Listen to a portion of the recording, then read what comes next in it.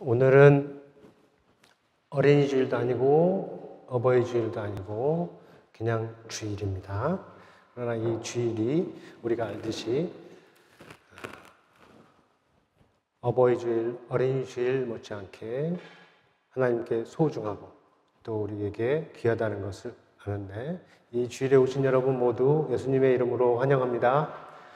네, 우리 옆에 계신 분들과 인사를 나누겠습니다. 반갑습니다. 사랑합니다. 네.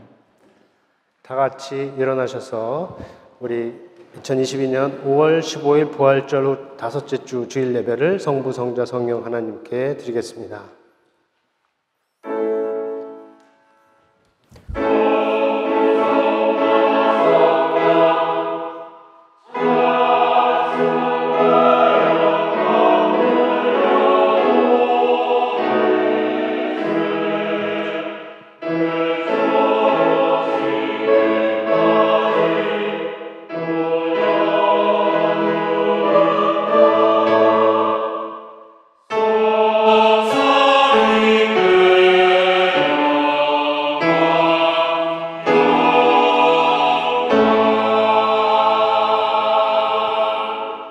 우리 주 예수 그리스도의 아버지 하나님을 찬송하리로다. 그의 많으신 긍휼대로 예수 그리스도를 죽은 자 가운데서 부활하게 하심으로 말미암아 우리를 거듭나게 하사 산 소망에 있게 하시며 썩지 않고 더럽지 않고 새하지 아니하는 유업을 있게 하시나니 곧 너희를 위하여 하늘에 간직하신 것이라.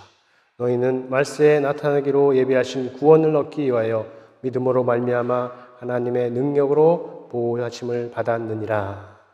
아버지여, 다시 한번 일어나기 원합니다. 우리 찬송과 예배를 받으시고 우리의 모든 것이 새롭게 되는 시간이 되게 하여 주옵소서. 예수의 이름으로 기도합니다. 아멘. 우리 주님께서 가르쳐 주신 기도로 함께 공동 기도 드리겠습니다. 하늘에 계신 우리 아버지여, 이름이 거룩히 여김을 받으시오며 나라의 임하옵시며 뜻이 하늘에서 이룬 것 같이 땅에서도 이루어지이다. 오늘날 우리에게 일용할 양식을 주옵시고 우리가 우리에게 죄 지은 자를 사하여 준 것 같이 우리 죄를 사하여 주옵시고 우리를 시험에 들게 하지 마옵시고 다만 악에서 구하옵소서. 나라 권세와 영광이 아버지께 영원히 쌓옵나이다. 아멘. 이어서 우리의 죄를 고백하겠습니다.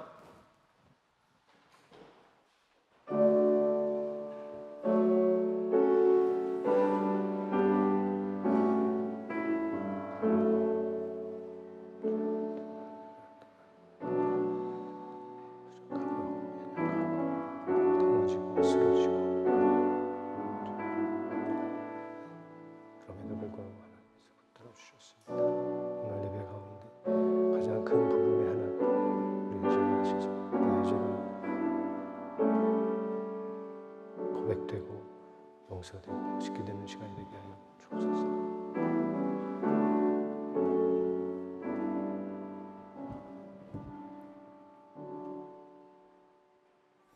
아버지여, 이 시간 진실한 마음으로 자백한 모든 죄를 용서하여 주시고 회개한 마음과 영을 십자가의 보혈로 새롭게 하여 주옵소서. 예수 그리스도의 이름으로 기도합니다. 아멘. 우리 다 같이 찬송가 167장 즐겁도다 이날 함께 찬양하겠습니다.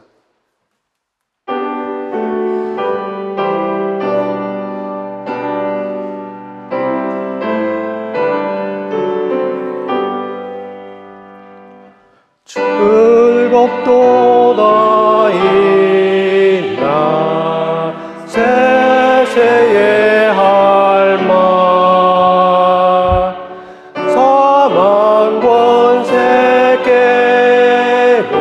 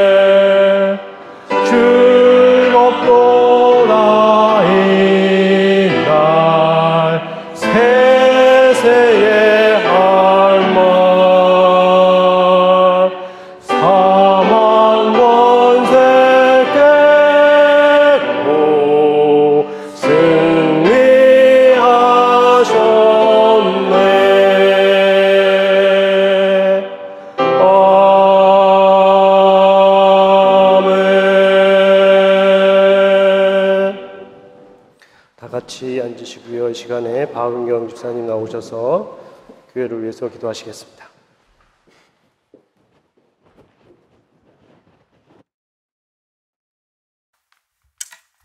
다 같이 기도하시겠습니다. 항상 저희 가운데 계시어 날마다 사랑과 은혜를 주시는 주님, 주님의 부르심에 순종하며 거룩한 주의를 지키게 하심을 감사드립니다. 우리의 삶의 주인 되신 주님을 찬양하게 하시고 가정과 직장, 개인의 삶이 주님의 사랑의 울타리 안에 있게 하시고 우리는 가지니 포도나무이신 주님 옆에 붙어 열매 맺는 삶을 살게 하옵소서.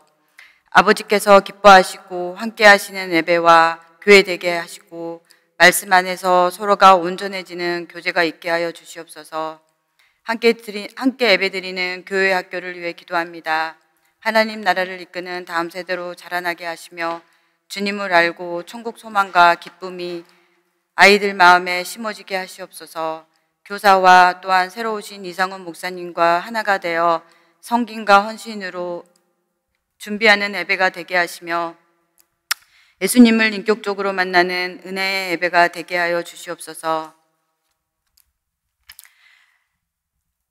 말씀과 기도 가운데 회복을 경험하고 하나님을 인격적으로 경험하는 청년부가 되게 하여 주시옵소서. 청년들의 취업, 학교생활, 직장, 배우자, 하나님의 선한 인도하심을 믿고 기도하는 청년들이 될 수 있도록 주님 인도하여 주시기를 원합니다. 점점 말씀을 전하기 힘든 세상에 살고 있습니다. 하나님의 사명을 감당하기 위해서 많은 노력을 하고 계신 많은 선교사님들의 삶과 또한 영국의 백철규 선교사님을 위해 기억하고 기도합니다. 건강과 물질의 어려움이 없이 사역을 감당할 수 있도록 주님 인도하여 주시고 그분들의 가정 또한 지켜주실 줄 믿사옵나이다. 교회를 이끌어 가시는 목사님과 장로님 또한 부서장들에게도 주님 함께 하셔서 세상이 줄 수 없는 지혜와 사랑을 주시고 소통이 있게 하여 주시옵소서. 모든 예배와 모임의 중심에 주님의 복음과 간증이 있게 하시며 한 마음이 되어 주님의 교회에 저희가 도구로 사용되어질 수 있도록 주님 인도하여 주시옵소서. 목사님의 말씀을 통하여 치유와 회복의 시간이 되게 하시며 한 주간을 살아갈 수 있는 힘을 또한 얻게 할 수 있도록 주님 인도하여 주시옵소서. 예배 준비하시는 분들의 수고와 헌신이 헛되지 아니하고 주님의 향기가 드러나며 평안이 가득한 삶을 되기를 기도합니다. 모든 순서를 주님께 맡기옵고 성령님께서 인도하심으로 마치는 시간까지 저희가 집중하여 예배드릴 수 있도록 주님 인도하여 줄 줄 믿습니다.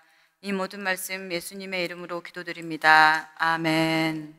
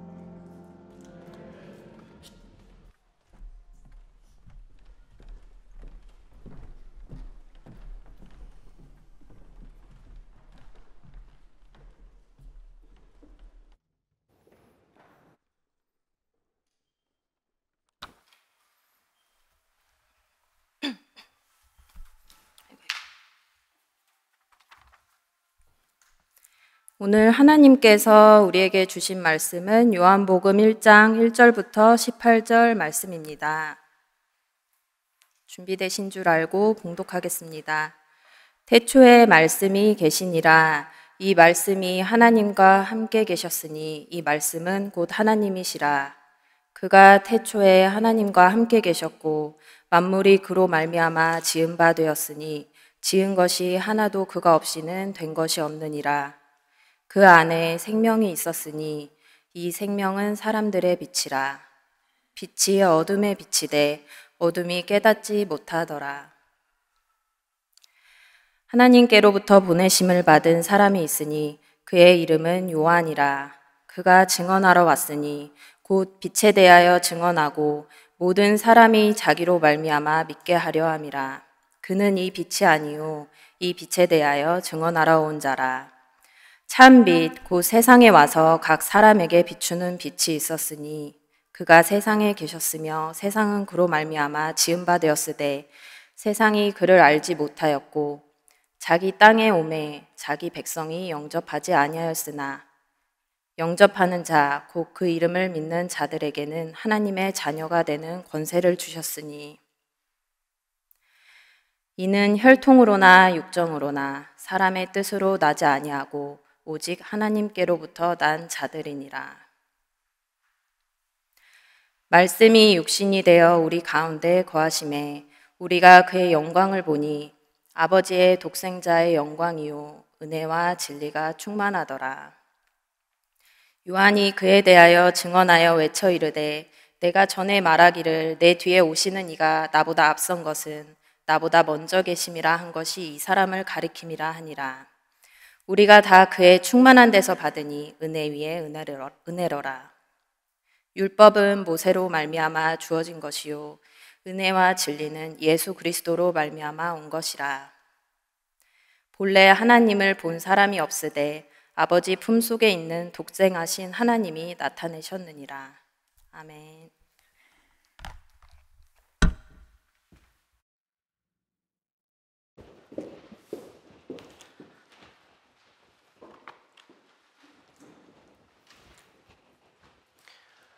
주중에 우리 주보를 준비하면서 받은 그 찬양 제목이 복음밖에 없습니다 라는 제목이어서 찬양 제목으로 라기보다는 설교 제목 같은 느낌이었는데 그만큼 기대를 하고 있었어요. 오늘 성가대 찬양을. 근데 참 은혜롭고 하늘의 은혜가 가득하고 복음의 진리가 충만한 찬양이었다고 생각을 합니다. 오늘 설교 메시지하고 맞춰서 최대한 준비하려고 하시는 노력이 너무 귀한데 오늘 메시지의 중심이 여기에 담겨 있었습니다. 복음이라고 했죠. 복음밖에 없습니다. 복음의 소망이 있습니다. 예수 그리스도가 소망입니다. 이렇게 말을 했는데 다른 말은 복음의 주제는 예수 그리스도죠. 그리고 예수 그리스도의 핵심은 예수 그리스도님께서 하신 일 그리고 또 하나 예수 그리스도께서 누구신가 하는 부분. 이 두 부분이 예수 그리스도를 아는 데 있어서 중심이라고 할 수 있는데 우리가 성탄절을 지나고 부활절에 쭉 이르기까지 그동안 우리는 예수님께서 하신 일, 하신 말씀, 당하신 일, 예수님께서 받으신 고난, 죽음, 부활에 대해서 우리가 쭉 읽고 듣고 생각해 보았습니다. 근데 오늘은 이제 며칠 후에 성령 감림절을 앞두고 오늘은 우리가 드디어 시간을 좀 얻었는데 이 시간에 두 주에 걸쳐서 오늘 본문을 가지고 예수님은 누구신가? 그 질문에 대해서 이거를 우리가 같이 생각을 해보기를 원합니다. 이 물음은 우리의 것이기 전에 예수님께서 이미 제자들에게 물으신 질문이죠. 사람들이 나를 누구라 하느냐 물으셨고 그 다음에는 제자들에게 직접 너희는 나를 누구라 하느냐 이렇게 물으셨는데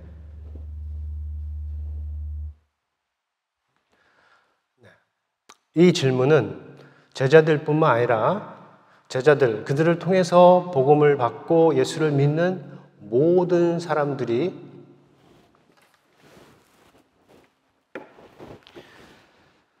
가지고 대답해야 할 물음이라고 할 수 있습니다. 그래서 우리 각 사람, 여러분 모두는 복음밖에 없습니다 고백하는 우리, 예수님이 소망입니다가 찬송하는 우리는 이 부분에서 각자 확실한 답, 예수님이 누구냐? 사람이 물으면 예수님은 누구입니다 라고 대답할 수 있기를 바랍니다. 성경 전체에 예수님이 누구신지에 대한 답이 있습니다. 특별히 공감복음서라면 마태, 마가, 누가, 요한 4복음서 중에 앞에 3개, 마태, 마가, 누가 요 세 복음서를 공감복음서라고 하는데, 이 복음서에 예수님이 누구신지에 대한 답이 쭉 있어요. 거기에 보면 여러 경우와 여러 상황들 속에서 또 대화를 통해서 예수님은 자신이 누구신지를 보여주셨습니다. 성경의 기록을 따르면 예수님은 선지자이기도 하시지만 그보다 메시아, 다른 말로 그리스도, 그리고 주, 이스라엘의 임금, 하나님의 아들로 이렇게 전하고 있습니다. 요한복음, 공간 복음서들과 다르게 조금 다른 면이 있지만 예수님이 누구신지를, 또 예수님이 어떤 일을 하셨는지를 전하는 측면에서는 동일합니다. 그래서 요한복음 뒤에 마지막 장 앞에 20장에 가면 거기서 말하기를 요한이 오직 이것을 기록함은, 요한복음을 기록함은 너희로 예수께서 하나님의 아들 그리스도임을 믿게 하려 함이요, 또 너희로 믿고 그 이름을 힘입어 생명을 얻게 하려 함이로다 라고 말을 하는데, 이것은 단순히 요한복음만 아니라 사복음서 전체를 대표하는 말이고 신약성경 전체를 대표하는 말이라고 볼 수 있습니다. 그런데 요한복음의 시작은 다른 복음서들과 아주 다릅니다. 그러니까 마태는 어떻게 시작하나요? 마태는 아브라함에게서 시작해서 그리스도에게로 이르는 족보를 소개함으로 시작합니다. 마가는 하나님의 아들 예수 그리스도의 복음이라고 이렇게 짤막하게 선포하고 시작을 합니다. 누가는 어떻게 시작하나요? 편지를 받는 자에게 이 복음서의 기록 목적이 무엇인지 알려주면서 시작을 하죠. 그런데 이 요한복음은 어느 주석가가 말했듯이 오페라의 서곡처럼 아주 웅장하게 시작을 하는 겁니다. 우리가 다시 1절을 보겠습니다. 1절에 보면 태초에 말씀이 계시니라. 이 말씀이 하나님과 함께 계셨으니 이 말씀은 곧 하나님이시니라. 같이 한번 읽어볼까요? 시작. 태초에 말씀이 계시니라. 이 말씀이 하나님과 함께 계셨으니 이 말씀은 곧 하나님이시니라. 네. 요한복음 1장은 말씀으로 시작합니다. 18까지 쭉 갈 때 말씀에 대한 내용이 계속 나오고, 그런데 이 말씀을 하는 이유가 곧 이 말씀이 예수 그리스도시라를 전하기 위해서 합니다. 그래서 우리가 하나씩 살펴볼 텐데, 첫 번째, 태초에 말씀이 계시니라. In the beginning was the word. 태초에 말씀이 계시니라. 성경을 아는 사람이면, 적어도 성경의 첫 책을 읽어본 사람이면 이 태초에라는 말이 성경의 제일 첫 단어라는 것을 압니다. 그렇죠? 성경의 제일 첫 책이 창세기고 그 창세기의 첫 마디가 태초에라는 것을 압니다. 유대인들에게는 더 분명하죠. 왜냐하면 우리가 창세기라고 알고 있는 것을 그들은 태초에라고 부르기 때문에. 혹시 늑대와 함께 춤을 추다 영화 보셨어요? 그게 이름이잖아요. 늑대와 함께 춤을. 사람 이름인데 태초에도 유대인들에게 책의 이름입니다. 왜냐하면 모세 오경에, 그러니까 구약 성경의 첫 번째 5권의 책 이름은 히브리 성경에서 다 첫 글자, 맨 앞에 나오는 그 단어가 그 책의 이름이 되기 때문이에요. 그래서 이 태초에라는 말은 창세기하고 요한복음을 연결하는 공통점이에요. 그만큼 요한복음에서 지금 말하려고 하는 주제의 위치가 높다는 것입니다. 그런데 그것을 공통점으로 하지만 조금 차이점이 있어요. 뭐냐 하면 창세기에서는 태초에 하나님이 천지를 창조하시니라 라고 말을 하고, 요한복음에서는 태초에 말씀이 계시니라. 그러니까 창세기는 태초에 하나님의 천지 창조를 말하는 것이고, 지금 요한복음은 태초에 계셨던 그 말씀에 대해서 전하는 것이에요.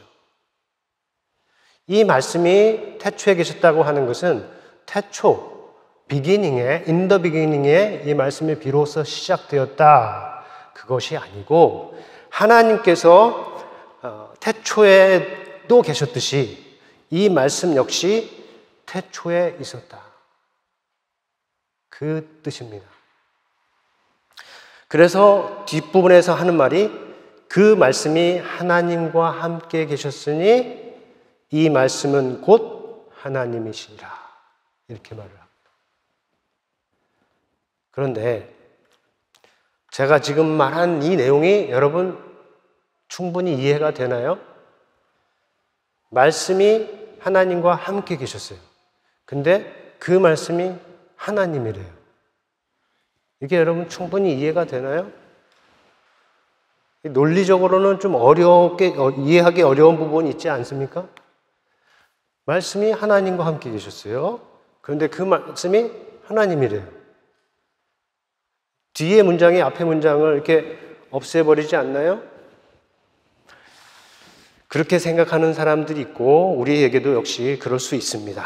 이해하기 어려운 부분이 있는데 그래서 이렇게 번역도 합니다. 다음에 번역을 보면 이거는 여호와의 증인의 번역이에요. 여호와의 증인들이 가지고 있는 성경이 있는데 그 성경에 따르면 영어는 이렇게 번역하고 한글은 이렇게 번역하는데 혹시 우리가 아까 읽은 성경의 본문과 차이점을 보실 수 있나요? 보이죠? 제가 밑줄을 다 쳐놨네. 네, 끝부분입니다. 끝부분에 and the word was God. 아까 우리는 뭐였어요? And the word was God. 이걸 한글 번역에는 어떻게 해놨어요? 시초에 말씀이 계셨다. 말씀이 하느님과 함께 계셨으며 말씀은 신이셨다. 그러니까 앞에 하나님, 말씀이 함께한 그 하나님, God하고 뒤에 나오는 그 말씀이 하나님이었다, 이렇게 구분을 하는 겁니다. 하나는 God고 하나는 a God, 아니면 Divine으로 이렇게 신적인 존재였다, 이렇게 구분을 하는데 논리적으로 보면 아까 우리가 만난 논리적인 문제를 생각해 보면 더 맞는 것 같지 않습니까?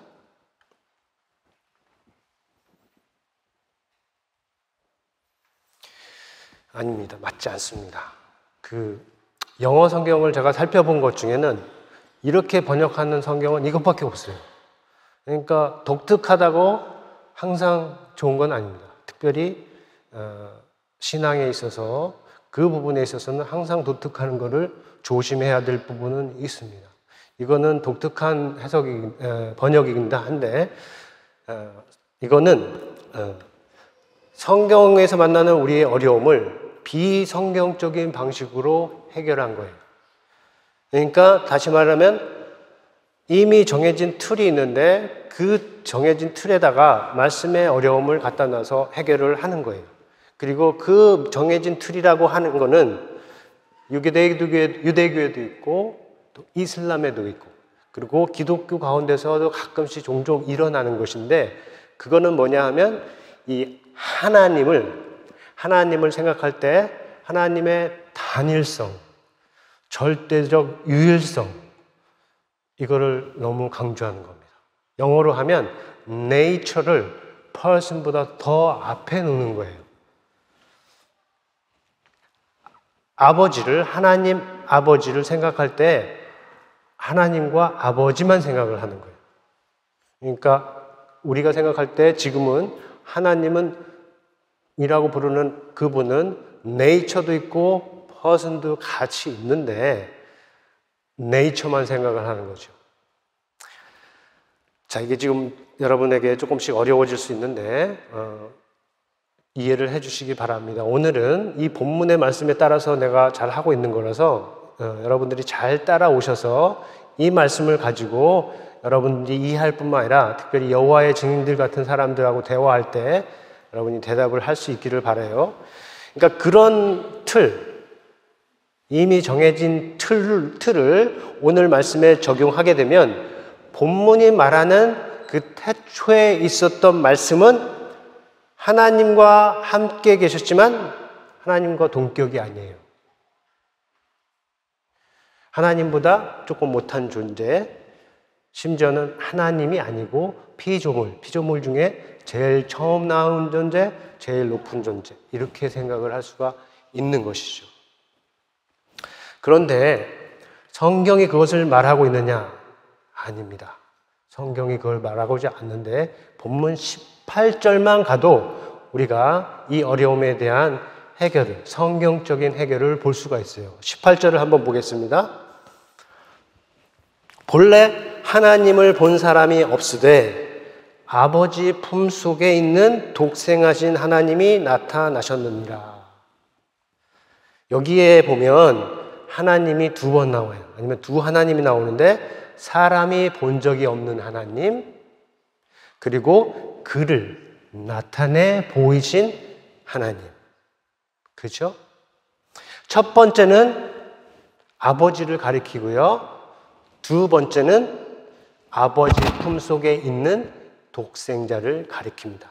아버지도 하나님이고 독생자도 하나님이에요.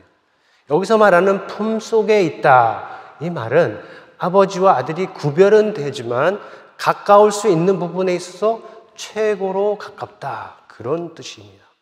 구별이라고 하는 것은 아버지와 아버지의 퍼스널 구별이고, 가깝다고 하는 것은 하나님으로서 곧 본체에 있어서 같다는 뜻입니다.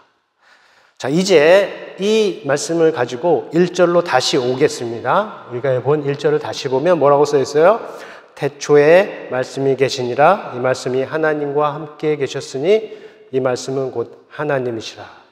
여기서 첫 번째 하나님, 두 번째 하나님 있죠? 첫 번째 하나님은 태초에 말씀이 함께 하신 하나님. 그분이 누구를 가리킨다고요? 18절에 따르면 아버지를 가리킨다. 그리고 두 번째 하나님, 첫 번째 하나님과 함께 하신 하나님. 그 말씀 하나님. 이제 이거는 누구예요? 우리가 이제 압니다. 독생자. 18절의 언어로 말하는 독생자. The only and one son. 하나님 아버지의 유일하신 아들을 가리킨다고 우리가 볼 수가 있는 거죠. 그러니까 아버지도 하나님이요, 아들도 하나님이지만 두 하나님이 아니라 한 하나님이라는 거죠. 이해가 되시나요? 그러면 여러분 그 어려운 삼위일체교리의 상당 부분을 이해를 하신 겁니다. 다소 어려운 내용 이제 정리하면 이 말씀이 하나님이라는 것은 말씀과 하나님이 본체에 있어서, 본질에 있어서 같다는 뜻이에요. 자, 이것을 잘 기억하면 여호와의 증인들과 대화하는데 잘 대응을 할 수 있습니다. 그리고 또 도움이 될 것은 뭐냐면 이 말씀이 본체에서, 그러니까 네이처에서만 같다는 것이 아니고 액션, 하는 일에서도 같습니다. 그래서 첫 번째는 God in nature라면 로고스가, 그 말씀이, 이번에 말씀은 God in action이라고 할 수 있는데 3절입니다. 3절을 같이 한번 읽어보겠습니다. 시작. 그로 말미암아 지은 바 되었으니 지은 것이 하나도 그가 없이 된 것이 없느니라. 자, 여기서 살펴본 것은 이제 만물을 지으신 말씀이에요. 처음에 살펴본 것은 태초에 계신 말씀이고, 여기서는 이제 만물을 지으신 말씀입니다. 아까 말했듯이 God in action을 말하는 건데, 여러분 혹시 로고스라는 말 들어보셨어요? 많이들 아시죠? 그러니까 OM 선교에서 운영하는 배, 그러니까 전 세계를 돌아다니면서 그 5대양 6대주를 돌아다니면서 선교를 하는 배가 있어요. 그 배의 이름이, 선교 배의 이름이 로고스죠. 그러니까 로고스를 여러분 한 번쯤은 들어보셨을 때 우리가 지금 따라가고 있는 말씀, 지금 요한이 우리를 끌고 가고 있는, 소개하고 있는 말씀, 이것의 헬라 말이 로고스입니다. 그러니까 로고스라는 거는 말, 또 이야기, 설명, 책 등으로 이렇게 번역을 될 수 있는데, 오늘 본문은 이 로고스를 딱 떼어서 누구의 말, 하나님의 말씀할 수 있는 그 부분에서 이 말, 로고스를 똑 떼어서 말을 하고 있는 거예요. 그러니까 말씀 중에 말씀에 대해서 지금 얘기를 하고 있는 겁니다. 그런데 이 로고스라는 말을, 다시 말해서 이 말씀을 우리가 제대로 하기 위해서는 두 가지를 살펴봐야 돼요. 하나는 뭐냐면 이 말의 배경에, 로고스라는 말은 헬라 말이에요. 그릭이에요. 그죠? 로고스라는 건데. 근데 그릭만이 아니고 그 뒤에 구약 성경의 신학 사상이 함께 같이 있는 겁니다. 그러니까 로고스라는 말을 이루는 데 있어서 투 스트림이 있는 거예요. 하나는 그릭 스트림이 있고 하나는 히브리 스트림이 이렇게 있는데, 자, 그릭에서 온 영향은 뭐냐면 거기도 로고스가 있었어요. 그리고 귀하게 사용된 말입니다. 철학에서 아주 높게 사용한 말이에요. 이 로고스는. 그들에게 있어서 로고스는 이 만물을 운행하는 하나의 법칙입니다. 그리고 우주 안에 내재하면서 이 우주의 질서를 유지하는 게 로고스예요. 보이지는 않지만 분명하게 있어서 그것이 이 세계의 질서를, 생명을 낳게 하고 또 우주의 만물의 질서를 유지한다고 보는 거죠. 그런데 헬라 사상에서는 이 로고스가 임퍼스널한 측면이 있어요. 그러니까 비인격적인 원리, 원칙, 법, 그런 측면이 있는 거죠. 그러니까 물리학과 같은 거예요. 오늘날의 과학적, 수학적 접근에서 말하는 그러한 내용 중에 하나입니다. 과학에서 계속 찾으려고 하죠. 세상의 첫 번째 물질이 무엇인지 찾으려고 하고, 세상의 물질, 자연세계를 다스리는 그 법칙이 무엇인지 찾으려고 하죠. 그것과 같은 측면에서 이 로고스를 얘기를 하고 있는 겁니다. 왜 그렇게 퍼스널한, 인격적인 측면이 빠졌냐 하는 것을 알아보는 것도 좋아요. 왜냐하면 이 그릭 철학이, 헬라 철학이 시작하기 전에 그릭 종교가 있었습니다. 근데 이 종교는 굉장히 안트로포모픽해요. 의인화. 여러분 그리스 신화를 읽어서 아시겠지만 굉장히 의인화되어서 인간의 세계처럼 복잡하고 어지럽습니다. 그래서 그리스 안에서도 이것은 잘못되었다는 생각이 나오고, 그걸 극복하면서 이 퍼스널한 부분을 다 떼어버린 것이 그릭 내추럴 필로소피의 흐름인 것입니다. 그런데 구약 성경에서는 이 퍼스널한 측면이 계속 남아있어요. 구약 성경은 이미 이 신화적인 측면을 벗어난 겁니다. 구약 성경을 신화의 책이라고 생각하는 건 잘못된 겁니다.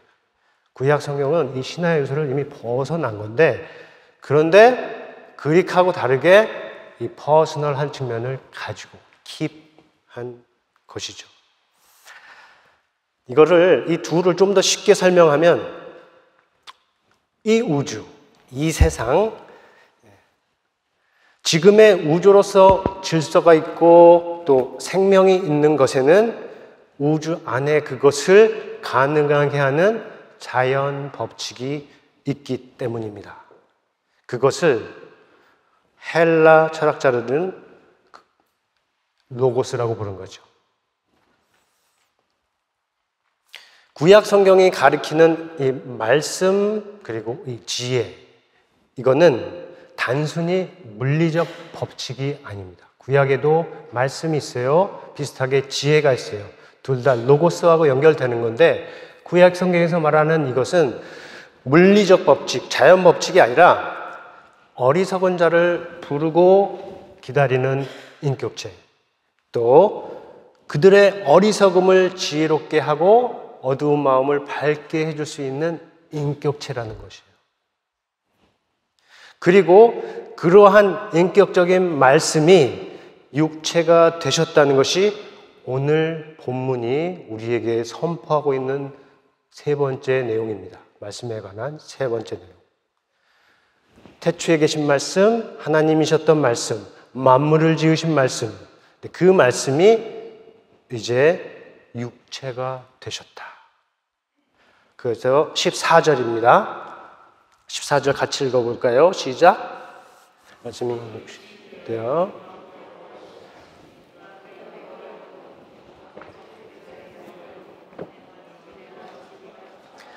아멘. 네, 말씀이 육신이 되었습니다. 신비죠. 신비롭지만, 신비로운 신비이지만 우리가 말할 수 있는 몇 가지가 있어요. 하나는 여기서 말하는 말씀이 육체가 되었다고 할 때 그 됨, 그 becoming은 물과 기름이 이렇게 함께 이렇게 따로따로 있는 그런 조화를 말하는 것이 아닙니다. 또 오늘날 우리가 하이브리드라는 말을 많이 듣는데, 이 말씀과 육신이 하이브리드한 존재로서 이렇게 있다는 것을 가리키는 것도 아닙니다. 여기서 말하는 것은 완전한 말씀이 완전한 육체가 되셨다. 그러니까 눈에 보이는 그 육체가 눈에 보이지 않는 그 말씀의 나타남이라는 거죠. 예수님에 대해서 얘기를 하면 예수님이 육체잖아요. 예수님이 눈에 보이는 예수님이 눈에 보이지 않는 그 말씀의 나타남이다 라는 뜻입니다. 그리고 두 번째, 이 육체가 되신 그 말씀은 어떤 하급의 열등한 신이 아니라 태초에 하나님과 함께 있었고 또 하나님이신 말씀이요 만물을 지으신 말씀입니다. 앞에서 들은 그 말씀입니다. 그 말씀이 그 육신이 되신 것입니다. 그러니까 물질을 존재의 최하위 것으로 여긴 이 헬라 철학이나 여러분 영지주의라는 말 들어봤을 텐데, 그 영지주의에서는 말할 수도 없고 생각할 수 없는 일이 지금 성경이 말하고 있는 겁니다. 그들에게는 하나님이란 너무나 높고 고귀하고 너무나 선한 존재로서 그렇게 높은 존재가 그렇게 하찮은, 이렇게 보잘것없는 이 물질의 육신이 될 수 없다는 생각이 그들에게 있는 것이죠. 누구에게요? 아까 말한 그 철학자들과 그 영지주의들에게는 그것이 있는 겁니다. 그러니까 그들이 생각하는 육체가 된 말씀, 이 말씀은 가장 높은 하나님이 아니라 그런 분이라면 하지도 않고 할 수도 없는 하찮은 일을 대신해 주는 하급 신인 거죠. 그러나 우리 성경이 말하는 말씀은 무엇입니까? 우리 성경이 말하는 말씀은 그런 것이 아니죠. 다시 읽으면 말씀이 육신이 되어 우리 가운데 거하심에 우리가 그의 영광을 보니 아버지의 독생자의 영광이요 진리와 은혜와 진리가 충만하더라. 여기에 세 번째가 있습니다. 세 번째 내용은 육신이 되어 우리 가운데에 거하신 그 말씀은 은혜와 영광이 충만한 하나님의 독생자이신 것입니다. 이 독생자는 18절에서 만났듯이 아버지와 같이 하나님이신 유일한 아들입니다. 18절에서는 아버지의 품에 있다라는 말이 있었죠. Being in the bosom of the Father. 아버지의 품에 있다고 했는데 그 마음으로 아버지와 아들 사이의 가까움을 표현했다면 여기서는 은혜와 진리가 충만하다라는 그 표현으로 아버지와 아들의 가까움을 표현을 하고 있습니다. 왜냐하면 이 은혜와 진리, 인자와 진실, 이것은 구약 성경에서 계속 하나님에게 있는 것으로, 하나님에게 충만한 것으로 표현을 하고 있기 때문이에요. 그래서 다시 말하면 아버지의 독생자는 은혜와 진리가 충만한 면에서 하나님과 같다는 뜻입니다. 자, 오늘 본문에 여러분하고 나누고 싶은 최종 메시지는 지금까지 말했던 그 말씀이 바로 누구라고요? 예수 그리스도이다 라는 것입니다. 본문에는 1절부터 18절까지 예수 그리스도를 언급하는 부분이 딱 한 부분이에요. 17절입니다. 나머지는 다 이 말씀에 관한 내용들이 대부분입니다. 그 말씀에 대해서 다 얘기를 하고 그 단 한 번 등장하는 예수 그리스도가 누구인지 알려주는데 그렇게 설명한 말씀을 적용을 하는 겁니다. 태초에 계셨던 말씀, 태초에 하나님과 함께 계셨던 말씀, 하나님이셨던 말씀, 세상에 생명을 주고 빛으로 오시는 말씀, 그리고 육신이 되신 말씀. 그 말씀이 바로 아버지 하나님의 독생자 예수 그리스도이다 라고 선언을 하는 겁니다. 지난주 중에 만난 글 중에 정현종 씨의 방문객이라는 시가 있습니다. 이 시의 전반부는 이렇게 되어 있습니다. 사람이 온다는 것, 실은 어마어마한 일이다. 그는 그의 과거와 현재와 그리고 그의 미래와 함께 오기 때문이다. 한 사람의 일생이 오기 때문이다. 사람에 대한 깊은 통찰이 담겨있는 말이라고 생각을 했는데 사람에 대해서도 우리가 이렇게 말할 수 있다면 우리가 주님으로 믿고 있는 예수님, 우리를 위해 오시고 우리를 위해 죽으신 예수님에 대해서는 우리가 얼마나 더 그렇게 말하지 않을 수 있겠습니까? 반복하면 우리가 믿는 예수님은 지금 세상의 창조보다 먼저 계시고 태초에 만물을 지으신 말씀, 생명을 부여하고 어둠을 밝히는 빛이요 육신이 되어서 우리 가운데 거하시며 아버지의 독생자의 영광을 믿는 자들에게 보여주신 말씀입니다. 예수님이 그 말씀이에요. 엄청난 선언입니다. 말씀은 영원하죠. 여기서 말하는 이 말씀은 영원합니다. 그래서 현재, 과거, 미래가 있을 수 없어요. 그러나 그 말씀이 아버지의 독생자로서 우리의 시간하에 들어오셔서 우리를 위해서 과거, 현재, 미래를 가지신 겁니다. 그의 과거는 예수 그리스도 안에서 우리의 구원을 위한 죽음과 부활이요. 그의 현재는 우리와 지금 함께 하시는 성령이요. 그의 미래는 우리를 위한 다시 오심이 됩니다. 그분이, 말씀이신 그분이 오늘 우리와 함께 이 자리에 계십니다. 그렇다고 믿습니다.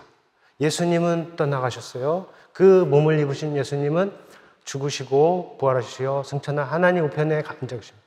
그러나 그분이 누구예요? 말씀입니다. 언제나 어제나 내일이나 영원토록 변함없으신 말씀이에요. 그 말씀이 예수를 믿고 예수 안에서 예배드리는 우리들 안에, 우리들 가운데 함께 하십니다.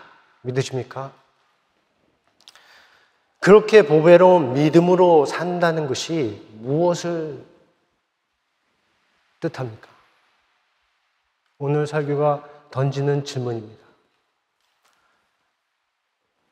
우리의 주님이신 예수 그리스도께서 그러한 분이시라는 것을, 그 믿음이 우리 삶에, 우리의 관계에, 우리의 예배에 어떤 의미를 갖습니까? 라는 질문이 오늘 설교가 여러분에게 던지는 질문입니다. 그리고 그 뜻과 의미를 깊이 묵상하여서 그 뜻에 맞추어 살 수 있는 우리 모두가 되기를 바랍니다. 우리가 믿는 예수님이 어떤 분이시라고요? 지금 계속 들었습니다. 그것이 개인적으로만 아니라 우리 가정적으로 또 한 몸으로서 그렇게 될 수 있기를 바랍니다. 하나만 생각을 해보죠.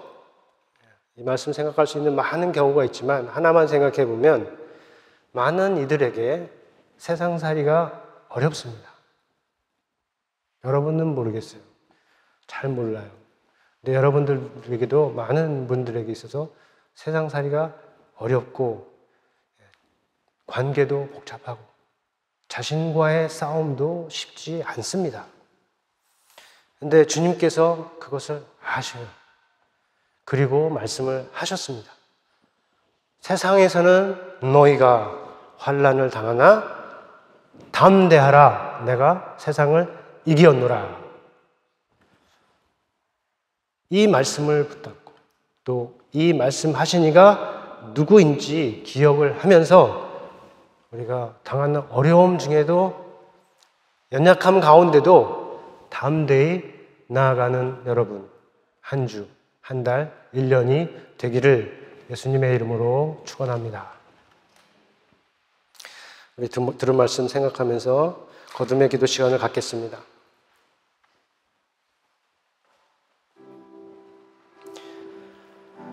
육신이 되신 말씀, 예수 그리스도. 예수 그리스도가 어떤 분이심을 오늘 들었는데, 들으신 말씀의 요점은 그 말씀이 예수 그리스도이라는 겁니다.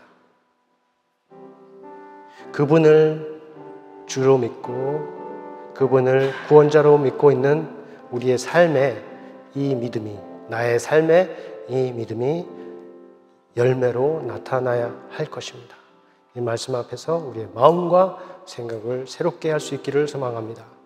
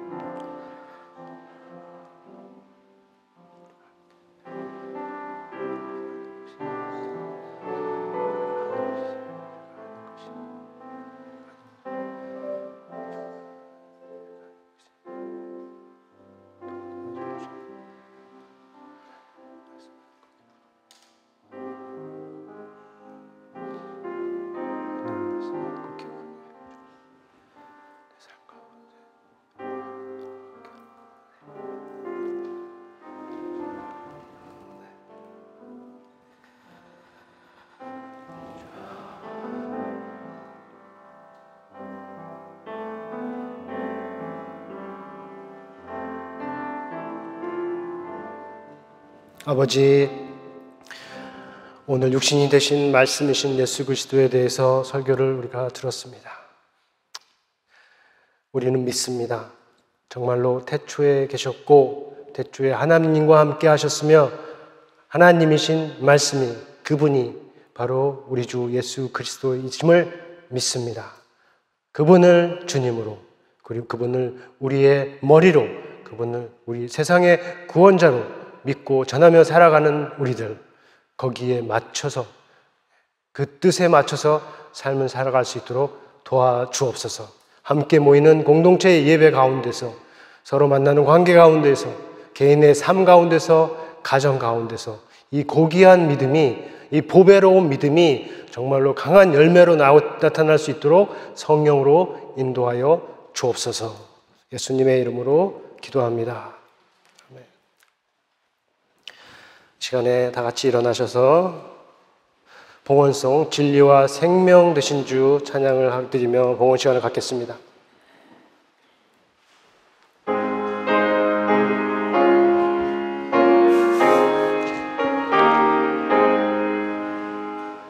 진리와 생명 되신 주, 이 몸을 바치옵니다. 믿음과 소망 사랑에 한 마음 되게 하소서.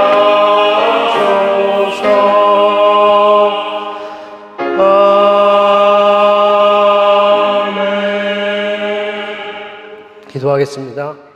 아버지여, 한 주간 베풀어 주신 은혜와 사랑을 감사합니다. 이 시간 정성으로 멀줄 드리는 마음을 기뻐 받아주시고, 드리는 자들로 예수 안에서 허락하신 모든 복을 누리게 하시며, 하는 모든 일에 있어 주 안에서 형통함을 주시고, 함께 담아드리는 기도를 들으시고 응답하여 주옵소서. 드려진 물질은 교회를 위하여, 하나님 나라를 위해서 열매 있게 사용되도록 거룩하게 인도하여 주옵소서. 예수의 이름으로 기도합니다. 아멘. 지금은 우리 주 예수 그리스도의 은혜와 하나님의 사랑과 성령의 교통하심이 육신이 되신 그 말씀을 예수 그리스도로 믿고 그 믿음에 합당하게 살기로 결심하는 모든 영혼 위에, 이 교회 위에 영원토록 함께 있을지어다. 아멘.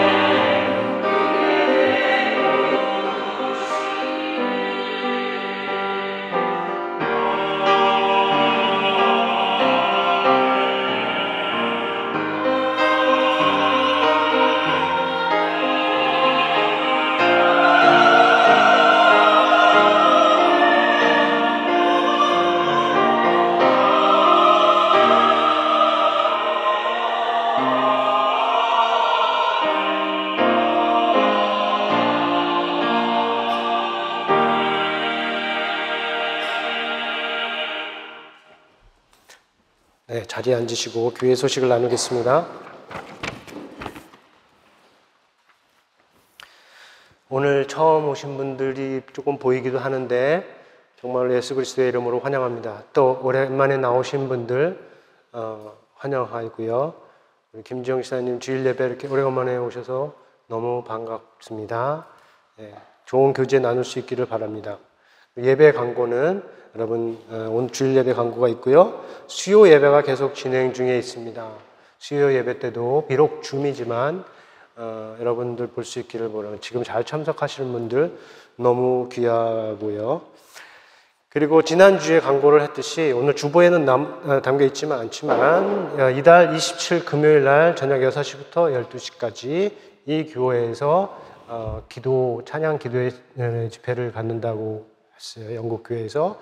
그러니까 여러분들 마음에 감동이 있는 분들은 같이 참석을 일부라도 하실 수 있으면 좋겠다는 생각에 광고드립니다.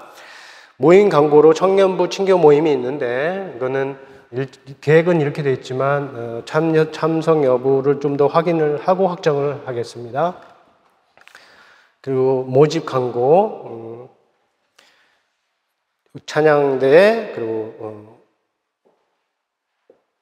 찬양팀도 아직 지원자가 없다고 들었고요. 그리고 설교 통역자도 아직 지원자가 없는 거로 알고 있습니다. 근데 오늘 이렇게 벤이 왔는데 갑자기 이제 부탁을 했습니다. 청년에게 미리 이렇게 자원을 하면 좋겠는데 꼭 청년이 아니어도 됩니다. 우리 영어가 가능한 우리 장년들도 누구든 신청을 하실 수가 있으니까 도움을 같이 주실 수 있으면 좋겠습니다. 그리고 동정 소식은 주보를 참고해 주시고요. 특별히 한국 귀국 소식이 있는데 우리 소원회가 많이 안 오셔서 확인을 해보니까 그 가정이 한국으로 귀국을 했다고 하더라고요. 그래서 이유는 모르고요. 혹시 자세히 아시는 분이 있으면 저에게 알려주시고요. 한국으로 여기 정리를 하고 귀국을 했다고 하는 거 여러분 잘 기억을 해주시면 감사하겠습니다. 다른 광고 없으면 오늘 교제를 나누시고요. 오늘 티 당번은 우리 사랑다락방인가요? 네, 사랑다락방에서 준비한 티 즐기시면서 좋은 시간 다 가질 수 있기를 바랍니다. 특별히 오늘 들은 말씀 잘 생각해서 우리 예수님은 그 말씀이라는 거 우리가 기억을 하고 교제를 잘 나눌 수 있기를 바랍니다. 감사합니다.